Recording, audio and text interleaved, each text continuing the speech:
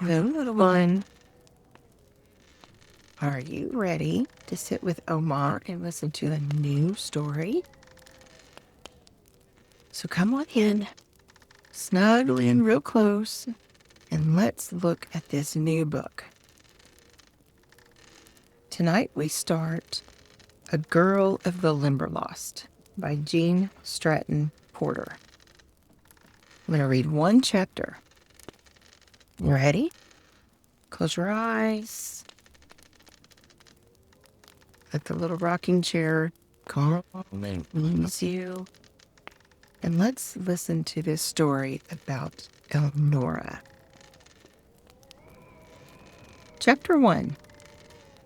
Wherein Elnora goes to high school and learns many lessons not found in her books.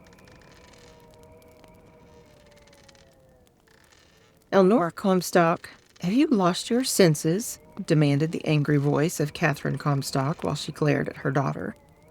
Why, mother? Faltered the girl. Don't you why mother me, cried Mrs. Comstock. You know very well what I mean. You've given me no peace until you've had your way about this going to school business. I've fixed you good enough and you're ready to start. But no child of mine walks the streets of Onabasha looking like a play actress woman.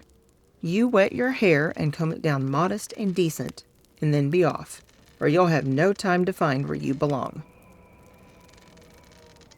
Elnora gave one despairing glance at the white face, framed in a most becoming riot of reddish-brown hair, which she saw in the little kitchen mirror. Then she untied the narrow black ribbon, wet the comb, and plastered the waving curls close to her head. Bound them fast, pinned on the skimpy black hat, and opened the back door.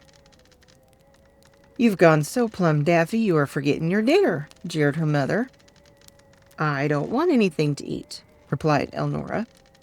You'll take your dinner or you'll not go one step. Are you crazy? Walk almost 3 miles and no food from 6 in the morning until 6 at night? A pretty figure you'd cut if you had your way. And after I've gone and bought you this nice new pail and fill it as special to start on. Elnora came back with a face still whiter and picked up the lunch. Thank you, Mother. Goodbye, she said. Mrs. Comstock did not reply. She watched the girl follow the long walk to the gate and go from sight on the road in the bright sunshine of the first Monday of September. I bet $1 she gets enough of it by night, commented Mrs. Comstock. Elnora walked by instinct, for her eyes were blinded with tears. She left the road where it turned south at the corner of the Limberlost, climbed a snake fence, and entered a path worn by her own feet. Dodging under willow and scrub oak branches, she came at last to the faint outline of an old trail made in the days when the precious timber of the swamp was guarded by armed men. This path she followed until she reached a thick clump of bushes. From the debris in the end of a hollow log, she took a key that unlocked the padlock of a large, weather-beaten old box, inside of which lay several books, a butterfly apparatus, and a small, cracked mirror. The walls were lined thickly with gaudy butterflies, dragonflies, and moths. She set up the mirror, and once more pulling the ribbon from her hair, she shook the bright mass over her shoulders, tossing it dry in the sunshine. Then she straightened it, bound it loosely, and replaced her hat. She tugged vainly at the low brown calico collar and gazed despairingly at the generous length of the narrow skirt. She lifted it as she would have cut it, if possible. That disclosed the heavy, high leather shoes, at sight of which she seemed positively ill, and hastily dropped the skirt. She opened the pail, removed the lunch, wrapped it in the napkin, and placed it in a small pasteboard box. Locking the case again, she hid the key and hurried down the trail. She followed it around the north end of the swamp and then entered a footpath crossing a farm leading in the direction of the spires of the city to the northeast. Again, she climbed a fence and was on the open road. For an instant, she leaned against the fence, staring before her. then turned and looked back. Behind her lay the land on which she had been born to drudgery and a mother who made no pretense of loving her.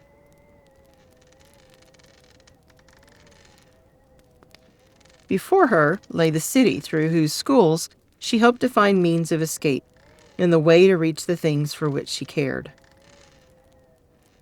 When she thought of how she appeared, she leaned more heavily against the fence and groaned. When she thought of turning back and wearing such clothing in ignorance all the days of her life, she set her teeth firmly and went hastily toward Onabasha. On the bridge, crossing a deep culvert at the suburbs, she glanced around. And then, kneeling, she thrust the lunchbox between the foundation and the flooring. This left her empty-handed as she approached the big stone high school building. She entered bravely and inquired her way to the office of the superintendent. There she learned that she should have come the previous week and arranged about her classes. There were many things incident to the opening of school, and one man unable to cope with all of them. "Where have you been attending school?" he asked, while he advised the teacher of domestic science not to telephone for groceries until she knew how many she would have in her classes, wrote an order for chemicals for the students of science, and advised the leader of the orchestra to hire a professional to take the place of the bass violinist, reportedly suddenly ill. "I finished last spring at Brushwood School, District Number 9, said Elnora. "I have been studying all summer. I am quite sure I can do the first-year work if I have a few days to get started." Of course, assented the superintendent. Almost invariably, country pupils do good work. You may enter first year, and if it is too difficult, we will find it out speedily. Your teachers will tell you the list of books you must have, and if you will come with me, I will show you the way to the auditorium. It is now time for opening exercises. Take any seat you find vacant. Elnora stood before the entrance and stared into the largest room she had ever seen. The floor sloped to a yawning stage on which a band of musicians, grouped around a grand piano, were tuning their instruments. She had two fleeting impressions. That it was all a mistake. This was no school, but a grand display of enormous ribbon bows. And the second, that she was singing and had forgotten how to walk. Then a burst from the orchestra nerved her, while a bevy of daintily clad, sweet-smelling things that might have been birds or flowers or possibly gaily dressed happy young girls pushed her forward. She found herself plodding across the back of the auditorium, praying for guidance to an empty seat. As the girls passed her, vacancies seemed to open to meet them. Their friends were moving over, beckoning and whispering invitations.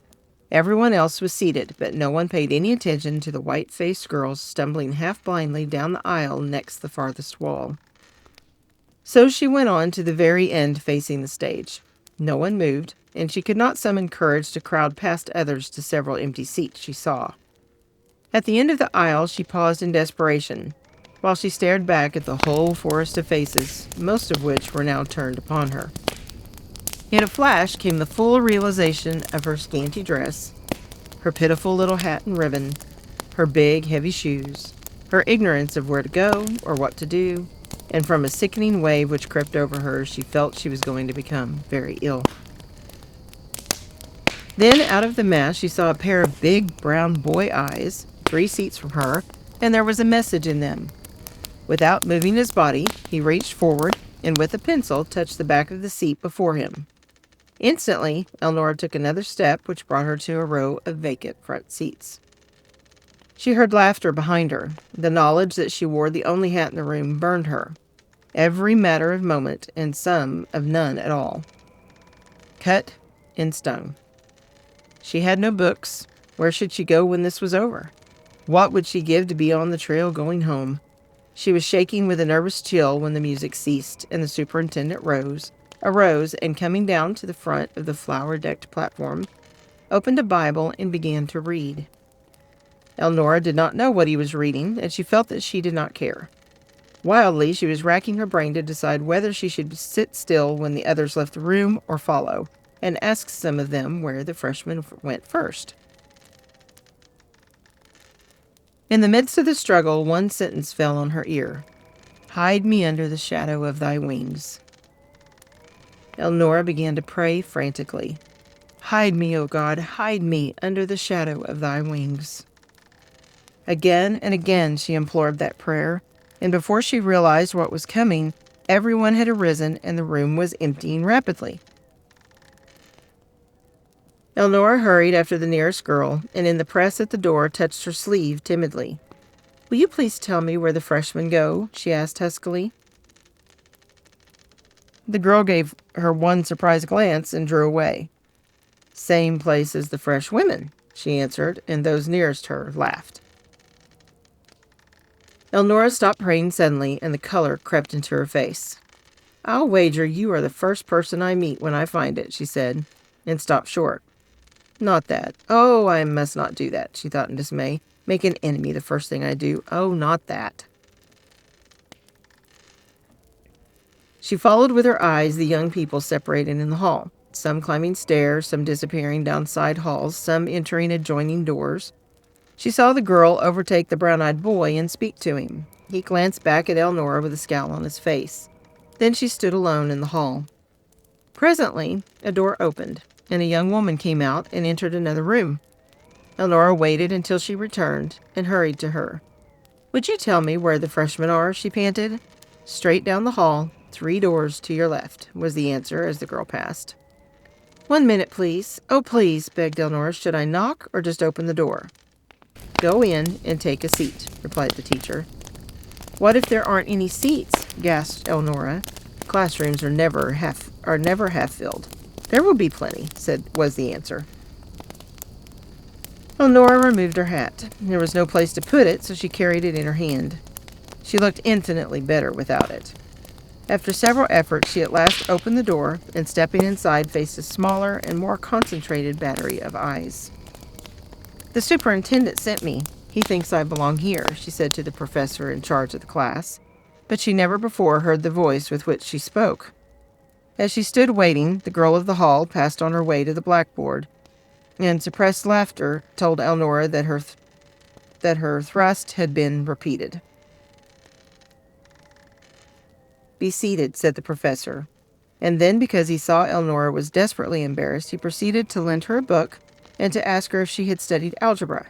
She said she had a little, but not the same book they were using. He asked her if she felt that she could do the work they were beginning, and she said she did. That was how it happened. That 3 minutes after entering the room, she was told to take her place beside the girl who had gone last to the board, and whose flushed face and angry eyes avoided meeting Elnora's. Being compelled to concentrate on her proposition, she forgot herself. When the professor asked that all pupils sign their work, she firmly wrote Elnora Comstock under her demonstration. Then she took her seat and waited with white lips and trembling limbs as one after another professor called the names on the board, while their owners arose and explained their propositions, or flunked if they had not found a correct solution. She was so eager to catch their forms of expression and prepare herself for her recitation that she never looked from the work on the board until clearly and distinctly Elnora Comstock called the professor. The dazed girl stared at the board. One tiny curl added to the top of the first curve of the M in her name had transformed it from good old English patronymic that any girl might bear proudly to cornstalk. Elnora sat speechless. When and how did it happen? She could feel the wave of smothered laughter in the air around her. A rush of anger turned her face scarlet and her soul sick. The voice of the professor addressed her directly. "This proposition seems to be beautifully demonstrated, Miss Cornstalk," he said. "Surely you can tell us how you did it." That word of praise saved her. She could do good work. They might wear their pretty clothes, have their friends, and make life a greater misery than it ever before had been for her, but not one of them should do better work or be more womanly. That lay with her. She was tall, straight, and handsome as she arose. "Of course, I can't explain my work," she said in natural tones. "What I can explain is how I happened to be so stupid as to make a mistake in writing my own name." I must have been a little nervous. Please excuse me." She went to the board, swept off the signature with one stroke, then rewrote it plainly. "My name is Comstock," she said distinctly. She returned to her seat and, following the formula used by the others, made her first high school recitation. As Elnora resumed her seat, Professor Henley looked at her steadily. "It puzzles me," he said deliberately, "how you can write as beautiful as a demonstration and explain it as clearly as ever has been done in any of my classes, and still be so disturbed as to make a mistake in your own name. Are you very sure you did that yourself, Miss Comstock?" "It is impossible that anyone else should have done it," answered Elnora. "I am very glad you think so," said the professor. "Being freshmen, all of you are strangers to me. I should dislike to begin the year with you feeling there was one among you small enough to do a trick like that. The next proposition, please." When the hour had gone, the class filed back to the study room, and Elnora followed in desperation because she did not know where else to go. She could not study as she had no books, and when the class again left the room to go to another professor for the next recitation, she went also. At least they could put her out if she did not belong there. Noon came at last, and she kept with the others until they dispersed on the sidewalk. She was so abnormally self-conscious she fancied all the hundreds of that laughing throng saw and jested at her. When she passed the brown-eyed boy walking with the girl of her encounter, she knew, for she heard him say, "Did you really let that gawky piece of calico get ahead of you?" The answer was indistinct. Elnora hurried from the city. She intended to get her lunch, eat it in the shade of the first tree, and then decide whether she would go back or go home. She knelt on the bridge and reached for her box, but it was so very light that she was prepared for the fact that it was empty before opening it. There was one thing for which to be thankful for. The boy or tramp who had seen her hide it had left the napkin. She would not have to face her mother and account for its loss. She put it in her pocket and threw the box into the ditch. Then she sat on the bridge and tried to think, but her brain was confused. "Perhaps the worst is over," she said at last. "I will go back. What would Mother say to me if I came home now?" So she returned to the high school, followed some other pupils to the coat room, hung her hat, and found her way to the study where she had been in the morning. Twice that afternoon, with aching head and empty stomach, she faced strange professors in different branches. Once she escaped notice. The second time, the worst happened. She was asked a question she could not answer. "Have you not decided on your course and secured your books?" inquired the professor. "I have decided on my course," replied Elnora. "I do not know where to ask for my books." "Ask?" The professor was bewildered.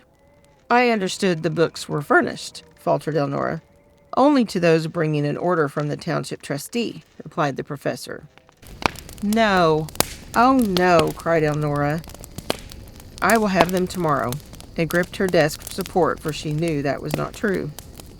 4 books, ranging perhaps at $1.50 apiece. Would her mother buy them? Of course she would not. Could not. Did not Elnora know the story of old? There was enough land, but no one to do clearing and farm. Tax on all those acres, recently. The new gravel road, tax added, the expense of living, and only the work of 2 women to meet all of it. She was insane to think she could come to the city to school. Her mother had been right. The girl decided that if only she lived to reach home, she would stay there and lead any sort of life to avoid more of this torture. Bad as what she wished to escape had been, it was nothing like this. She never could live down the movement that went through the class when she inadvertently revealed the fact that she had expected books to be furnished. Her mother would not secure them. That settled the question. But the end of misery is never in a hurry to come. Before the day was over, the superintendent entered the room and explained that pupils from the country were charged a tuition of $20 a year. That really was the end.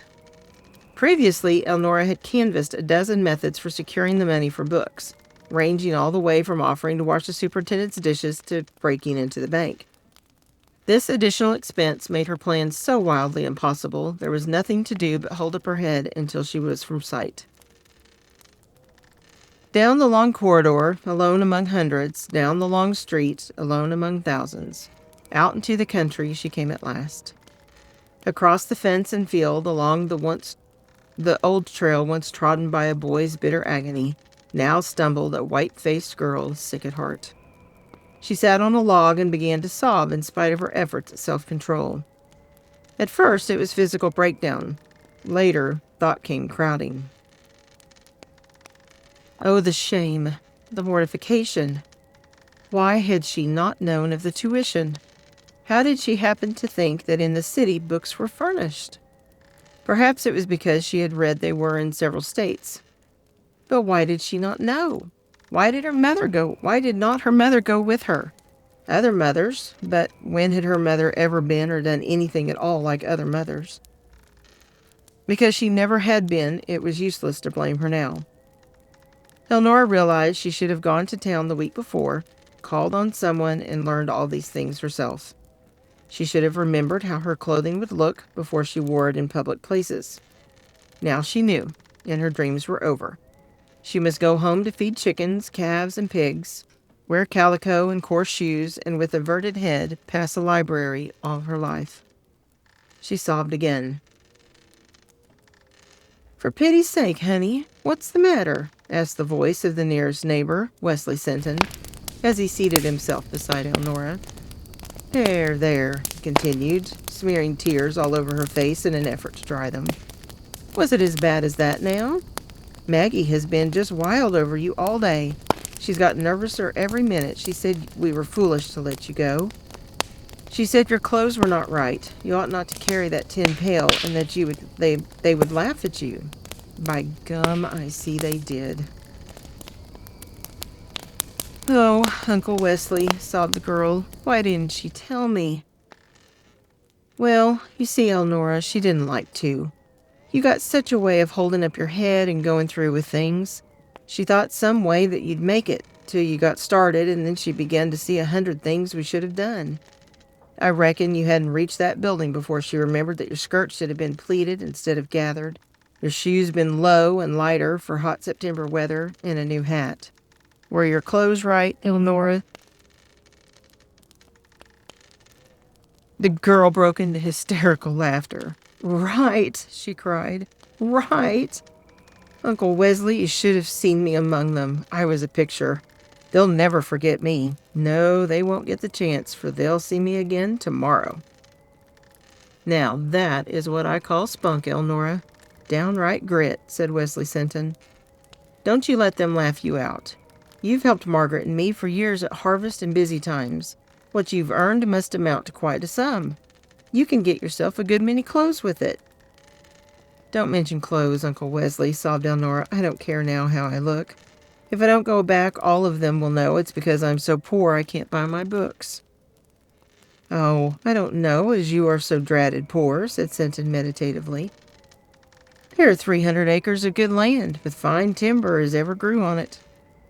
It takes all we can earn to pay the tax, and Mother wouldn't cut a tree for her life." "Well then, maybe I'll be compelled to cut one for her," suggested Sinton. "Anyway, stop tearing yourself to pieces and tell me, if it isn't clothes, what is it?" "It's books and tuition. Over $20 in all." "First time I ever knew you to be stumped by $20, Elnora," said Sinton, patting her hand. "It's the first time you ever knew me to want money," answered Elnora. "This is different from anything that ever happened to me." "Oh, how can I get it, Uncle Wesley?" "Drive to town with me in the morning, and I'll draw it from the bank for you. I owe you every cent of it." "You know you don't owe me a penny, and I wouldn't touch one from you unless I really could earn it. For anything that's past, I owe you and Aunt Margaret for all the home life and love I've ever known. I know how you work, and I'll not take your money." "Just a loan, Elnora. Just a loan for a little while until you can earn it. You can be proud with all the rest of the world, but there are no secrets between us, are there, Elnora?" "No," said Elnora, "there are none. You and Aunt Margaret have given me all the love there has been in my life. That is the one reason above all others why you shall not give me charity. Hand me money because you find me crying for it. This isn't the first time this old trail has known tears and heartache. All of us know that story. Freckles stuck to what he undertook and won out. I stick too. When Duncan moved away, he gave me all Freckles left in the swamp, and as I have inherited his property, maybe his luck will come with it. I won't touch your money, but I'll win some way. First, I'm going home and try Mother. It's just possible I could find second-hand books, and perhaps all the tuition need not be paid at once. Maybe they would accept it quarterly.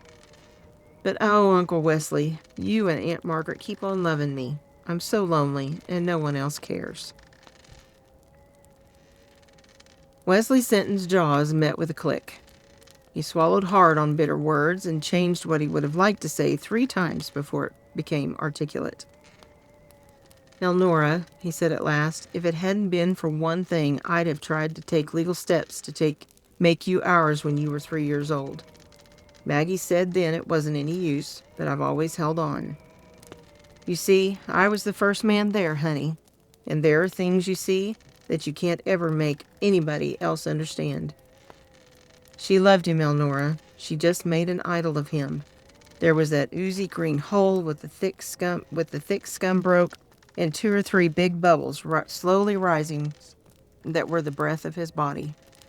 There she was in spasms of agony, and beside her the great heavy log she tried to throw him. I can't ever forgive her for turning against you and spoiling your childhood as she has, but I couldn't forgive anybody else for abusing her. Maggie has got no mercy on her, but Maggie didn't see what I did, and I've never tried to make it very clear to her.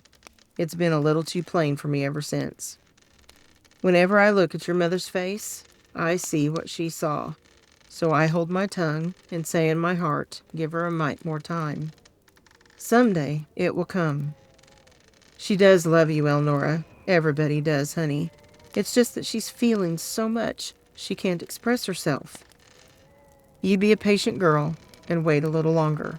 After all, she's your mother, and you're all she's got, but a memory, and it might do her good to let her know that she was fooled in that. It would kill her, cried the girl swiftly. Uncle Wesley, it would kill her. What do you mean? Nothing, said Wesley Sinton soothingly. Nothing, honey. That was just one of them fool things a man says when he is trying his best to be wise. You see, she loved him mightily, and they'd been married only a year, and what she was loving was what she thought he was. She hadn't really got acquainted with the man yet. If it had been even one more year, she could have borne it, and you'd have got justice. Having been a teacher, she was better educated and smarter than the rest of us, and so she was more sensitive-like. She can't understand she was loving a dream.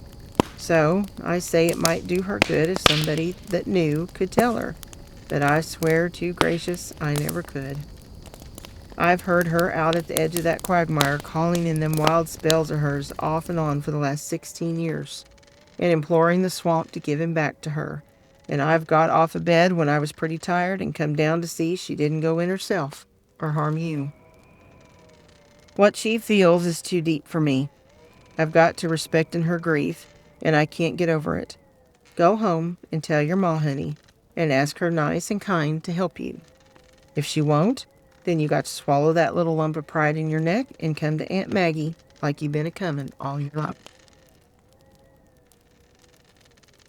I'll ask Mother, but I can't take your money, Uncle Wesley. Indeed, I can't. I'll wait a year and earn some and enter next year. There's one thing you don't consider, Elnora, said the man earnestly, and that's what you are to Maggie. She's a little like your ma. She hasn't given up to it, and she's struggling on brave. But when we buried our second little girl, the light went out of Maggie's eyes, and it's not come back. The only time I ever see a hint of it is when she thinks she's done something that makes you happy, Elnora. Now, you go easy about refusing her anything she wants to do for you. There's times in this world when it's our bounden duty to forget ourselves and think what will help other people. Young woman, you owe me and Maggie all the comfort we can get out of you. There's the 2 of our own we can't ever do anything for. Don't you get the idea into your head that a fool thing you call pride is going to cut us out of all the pleasure we have in life besides ourselves. Uncle Wesley, you are a dear, said Elnora, just a dear. If I can't possibly get that money any way else on earth, I'll come and borrow it of you, and then I'll pay it back if I must dig ferns from the swamp and sell them from door to door in the city. I'll even plant them so that they will be sure to come up in the spring. I have been sort of panic-stricken all day and couldn't think. I can gather nuts and sell them. Freckles sold moths and butterflies, and I have a lot collected. Of course, I am going back tomorrow. I can find a way to get the books. Don't you worry about me. I am all right. Now, what do you think of that? Inquired Wesley Sinton of the swamp in general. Here's our Elnora come back to stay, head high and right as a trivet. You've named 3 ways in 3 minutes that you could earn $10, which I figure would be enough to start you. Let's go to supper and stop worrying. Elnora unlocked the case, took out the pail, put the napkin in it, pulled the ribbon from her hair, binding it down tightly again, and followed to the road. From afar, she could see her mother in the doorway. She blinked her eyes and tried to smile as she answered Wesley Sinton, and indeed she did feel better. She knew now what she had to expect, where to go, and what to do. Get the books she must. When she had them, she would show those city girls and boys how to prepare and recite lessons, how to walk with a brave heart, and they could show her how to wear pretty clothes and have good times. As she neared the door, her mother reached for the pail. I forgot to tell you to bring home your scraps for the chickens, she said. Elnora answered, there weren't any scraps, and I'm hungry again as I ever was in my life. I thought likely you would be, said Mrs. Comstock, and so I got supper ready. We can eat first and do the work afterward. What kept you so? I expected you an hour ago. Elnora looked into her mother's face and smiled. It was a queer sort of little smile, and would have reached the depths of any normal mother. I see you've been bawling, said Mrs. Comstock. I thought you'd get your fill in a hurry. That's why I wouldn't go to any expense. If we keep out of the poorhouse, we have to cut the corners close. It's likely this brushwood road tax will eat up all we've saved in 10 years. Where the land tax is to come from, I don't know. It gets bigger every year. If they're going to dredge the swamp ditch again, they'll just have to take the land to pay for it. I can't. That's all. We'll get up early in the morning and gather and hull the beans for winter and put in the rest of the day hoeing the turnips. Elnora again smiled that pitiful smile. Do you think I didn't know that I was funny and would be laughed at? She asked. Funny? Cried Mrs. Comstock hotly. Yes, funny. A regular caricature, answered Elnora. No one else wore calico, not even one other. No one else wore high, heavy shoes, not even one. No one else had such a funny little old hat. My hair was not right, my ribbon invisible compared with the others. I did not know where to go or what to do, and I had no books. What a spectacle I made for them. Elnora laughed nervously at her own picture. But there are always 2 sides. The professor said in the algebra class that he never had a better solution and explanation than mine of the proposition he gave me, which scored 1 for me in spite of my clothes. Well, I wouldn't brag on myself. That was poor taste, admitted Elnora. But you see, it is a case of whistling to keep up my courage. I honestly could see that I would have looked just as well as the rest of them if I had been dressed as they were. We can't afford that, so I have to find something else to brace me. It was rather bad, Mother. Well, I'm glad you got enough of it. Oh, but I haven't, hurried in Elnora. I just got to start. The hardest is over. Tomorrow they won't be surprised. They will know what to expect. I am sorry to hear about the dredge. Is it really going through? Yes, I got my notification today. The tax will be something enormous. I don't know as I can spare you, even if you are willing to be a laughingstock for the town. With every bite, Elnora's courage returned, for she was a healthy young thing. You've heard about doing evil that good might come from it, she said. Well, mother mine, it's something like that with me. I'm willing to bear the hard part to pay for what I'll learn. Already, I have selected the ward building in which I shall teach in about 4 years. I'm going to ask for a room with a south exposure so that the flowers and moths I take in from the swamp to show the children will do well." "You little idiot," said Mrs. Comstock. "How are you going to pay your expenses?" "Now, that is just what I was going to ask you," said Elnora. "You see, I have had two startling pieces of news today. I did not know I would need any money. I thought the city furnished the books, and there is an out-of-town tuition. Also, I need $10 in the morning. Would you please let me have it?" "$10?" cried Mrs. Comstock. "$10? Why don't you say 100 and be done with it? I could get one as easy as the other. I told you I couldn't raise a cent. Every year expenses grow bigger and bigger. I told you not to ask for money." "I never meant to," replied Elnora. "I thought clothes were all I needed, and I could bear them. I never knew about buying books and tuition." "Well, I did," said Mrs. Comstock. "I knew what you would run into, but you are so bulldog stubborn and so set in your way, I thought I would just let you try the world a little and see how you liked it." Elnora pushed back her chair and looked at her mother. "Do you mean to say," she demanded, "that you knew when you let me go into a city classroom and reveal the fact before all of them that I expected to have my books handed out to me? Do you mean to say that you knew I had to pay for them?" Mrs. Comstock evaded the direct question. Anybody but an idiot mooning over a book or wasting time prowling the woods would have known you had to pay. Everybody has to pay for everything. Life is made up of pay, pay, pay. It's always and forever pay. If you don't pay one way, you do another. Of course, I knew you had to pay. Of course, I knew you would come home blubbering. But you don't get a penny.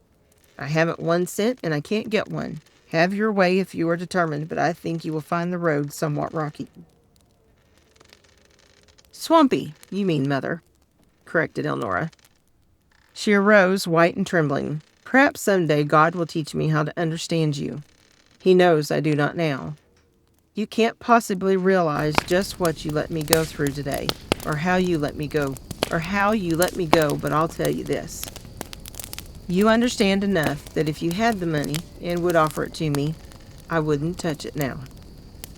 And I'll tell you this much more. I'll get it myself.